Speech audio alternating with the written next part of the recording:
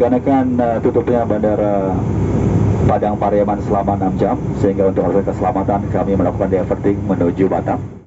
Pesawat yang membawa penceramah asal Aceh Tengku Amri Fadmi dilaporkan gagal mendarat di Bandara Internasional Minangkabau atau BIM di Kabupaten Padang Pariaman, Sumatera Barat pada Kamis 29 Februari 2024. Kondisi ini terjadi karena Bandara BIM ditutup sementara akibat dampak erupsi Gunung Merapi yang terletak di Kabupaten Tanah Datar dan Agam. Penutupan sementara operasional Bandara Internasional Minangkabau akibat sebaran abu vulkanik mulai petang tadi menyebabkan 8 penerbangan terganggu.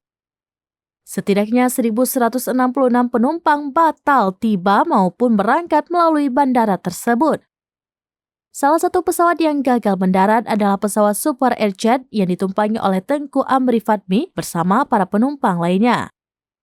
Informasi diperoleh senaminus.com, Tengku Amri Fadmi, Imam Besar Masjid Al-Falah Kota Sigli, berangkat ke Padang bersama seorang stafnya R.A. Karamullah untuk memenuhi undangan ceramah dari Sekda Kota Padang. Mereka bertolak dari Bandara Soekarno-Hatta, Tangerang dengan tujuan Bandara Internasional Minangkabau pada Kamis pukul 15.30 waktu Indonesia bagian Barat. Setelah 2 jam di udara saat hendak mendarat di Padang pada pukul 17.47 waktu Indonesia bagian Barat, tiba-tiba pesawat kembali naik ke atas. Saat itu awak pesawat menyampaikan pengumuman bahwa Bandara Internasional Minangkabau ditutup sementara akibat erupsi Gunung Merapi dan pesawat akan mendarat di Bandara Hang Nadim, Batam. Sempat dikabarkan bahwa para penumpang akan berada di Batam selama 6 jam menunggu dibukanya kembali Bandara Minangkabau.